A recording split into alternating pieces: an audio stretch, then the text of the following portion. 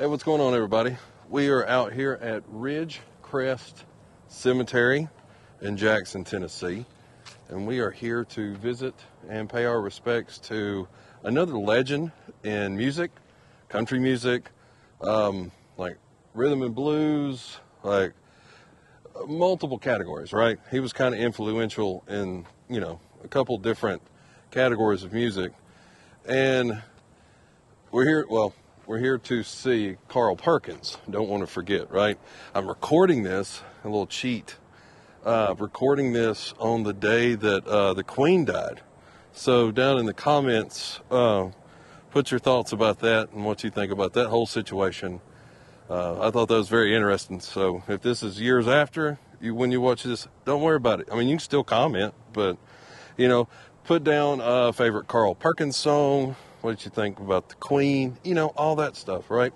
Okay, so with all that being said, let me get my ad out of the way and say, if this is your first time here, welcome. I hope you enjoy the video. If you do, please consider liking, subscribing, sharing, doing all those things. We've got the merchandise, we've got the members section, we've got a liquid IV code now. So if you drink that, you can go down there. I get a kickback from that. So yeah, we got all those things. All right, with that out of the way, let me get the camera turned around. I'm over to a cool part of the cemetery first. It's not cool because it's a cemetery, but I get excited about this stuff. So yeah, let me get the camera turned around and let's get to talking about Mr. Perkins, his life, and we'll see what's going on in the cemetery.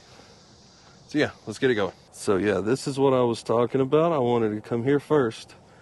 I don't know if I've been to a cemetery yet. I think this is the first that has a pet cemetery inside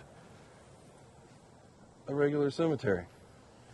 I thought that was kind of neat. So I'm going to walk over here and let's look at a few of these graves. I'm trying to find, look, patches. Look at that. Well, you can't see. There, see patches. And there's Carver. Look, it's even got the picture. That was Maya.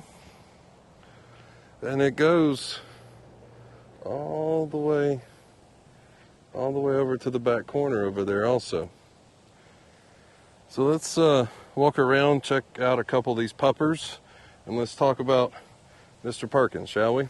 Carl Perkins was born on April 9th, 1932 in Tiptonville, Tennessee, the son of poor sharecroppers Louise and Buck Perkins.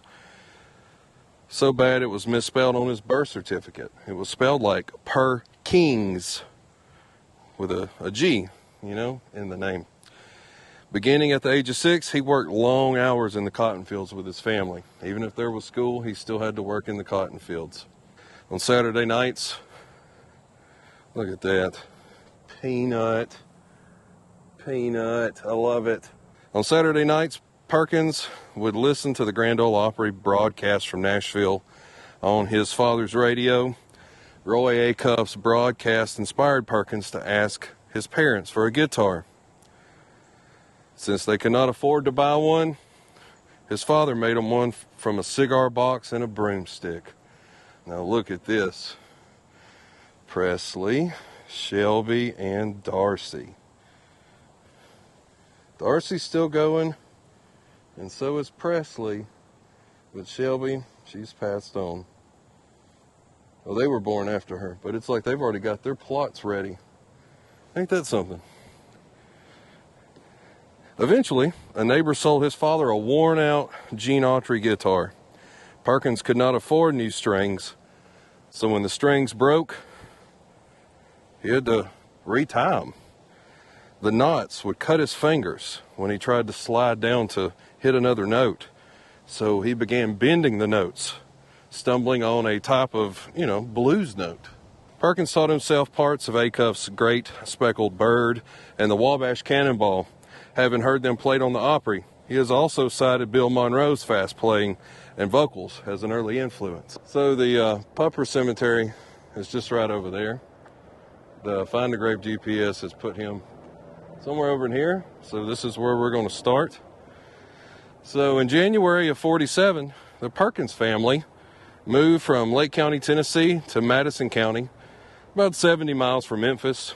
It's the largest city in West Tennessee and a center of a great variety of music by both black and white artists. At the age of 14, Perkins wrote a country song called Let Me Take You to the Movie Mag.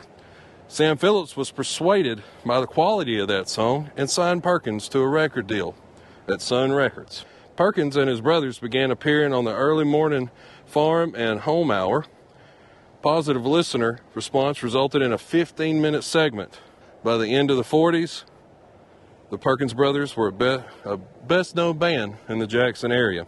So, also in the autumn of '55, Perkins wrote Blue Suede Shoes, inspired by seeing a dancer get angry with his date for scuffing up his shoes.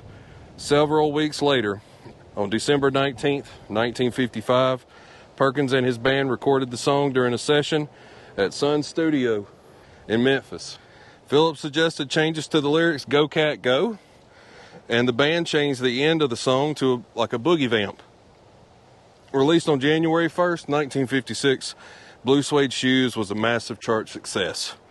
In the United States, it reached #1 on Billboard magazine's country music chart. I think I stepped in an ant bed. Whew, that was dangerous. The only #1 song he would ever have. I mean, if you could have one, Blue Suede Shoes, that's a pretty good one, huh? After playing a show in Norfolk, Virginia, in March, the Perkins Brothers Band headed to New York City for a March 24th appearance on NBC's The Perry Como Show. Shortly before sunrise, on March 22nd, on Route 13, between Dover and Woodside, Delaware, their vehicle hit the back of a pickup truck and went into a ditch containing about a foot of water. Perkins, who had to be pulled from the water, had sustained 3 fractured vertebrae in his neck, a severe concussion, a broken collarbone, and lacerations all over his body. Perkins remained unconscious for an entire day. The driver of the pickup truck, who was rear-ended, Thomas Phillips, a 40-year-old farmer, passed away when he was thrown into the steering wheel. Jay Perkins had a fractured neck and severe internal injuries. Later, he developed a malignant brain tumor and died in 1958. Blue Suede Shoes had sold more than 500,000 copies by March 22nd, and Sam Phillips had planned to celebrate by presenting Perkins with a gold record on that show. By mid-April, more than 1 million copies of Blue Suede Shoes had been sold, and on April 3rd, while still recuperating in Jackson, Perkins watched Elvis Presley perform Blue Suede Shoes in his first appearance on the Milton Berle Show. I don't know what that felt like. If we could only ask him. What do you think he thought? Put that in the comments. In 1959, he wrote the country and western song, The Ballad of Boot Hill, for Johnny Cash, who recorded it on an EP for Columbia Records.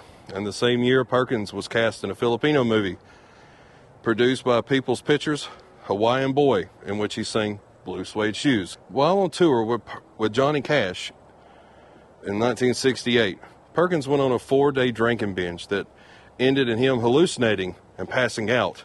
When he regained consciousness, he went out to the beach with his last bottle of alcohol, and in his autobiography, he describes falling on his knees and declaring, "Lord, I'm going to throw this bottle. I'm going to show you that I believe you," before hurling the bottle into the sea and vowing to remain sober. Perkins and Cash, who had his own substance abuse issues, supported each other in their bid to remain sober. The Rockabilly revival of the 1980s helped bring Perkins back into the limelight. In '81, Perkins recorded the song Get It with Paul McCartney, providing vocals and playing guitar with a former Beatle. According to one source, he fully co-wrote the song with McCartney. Look at that. Where rock and roll was born, the Sun record label, 1952. How cool, right? Perkins passed away on January 19th, 1998, at the age of 65 at Jackson Madison County Hospital here in Jackson, Tennessee, from complications from several minor strokes the previous month. So this whole time, we walked this whole thing, and he was right here. And there she is, too.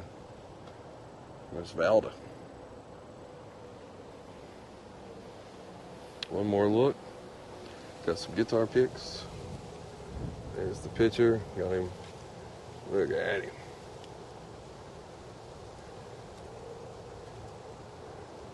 Carl Perkins. So yeah, Carl Perkins, right? Well, and his wife, she's here too. So that's really cool, man. He wrote Blue Suede Shoes. Like, that's another one of those songs, like instant classics, right? Like, everybody knows that song. Like, I think even my 7-year-old, if he heard that song, he'd be like, yeah, I've heard that, over and over and over. It's just one of those songs. It's really neat. I mean, he's very accessible. You come in, the front gate is right there. You just drive straight down. And right there. So yeah, thanks for watching. I know I got all my crap out of the way in the intro about, leave your thoughts and your comments and do all the shares and all that crap, right? So yeah, I just want to say thanks for watching. I really do appreciate it. It's because you guys watch and you help this channel grow that you and I are able to do the things we're able to do. And I can't thank you enough. I say it in every video because I mean it. Like, it's insane. Like, I didn't think in any amount of years that you guys would, I didn't have enough faith in myself, right? But you guys always pick me up, and you're like, the positive comments about how you like the videos and all that stuff, man, it's what keeps me going. Because I'm always like, I'm not good enough. There's others that are better and all that stuff. But you guys help keep me straight with that and show me that there is a reason that I should be out here doing this. And I'm working on some more stuff. When this comes out, it'll probably come out before some of the other stuff I'm working on comes out. And I think you'll be interested in it. It's not just we're going to walk around in a cemetery, talk about a grave. We're going to change the format just a little bit. I want to try to do some more stuff, maybe present it in a different way, do some different things. I got some ideas, like being able to do what I'm able to do has helped me think of different directions and different opportunities that you and I get to go do together and experience things together. And I really can't thank you guys enough for that. Thanks for watching. It really means the world, and I can't say that enough. And let me get my cheesy thing out of the way. All right. I'm trying to cut. You know what? I'm not even going to cut. I'm just going to leave it in. Thank you guys so much. You never know what you're going to find on the back roads. I'll see you guys next time.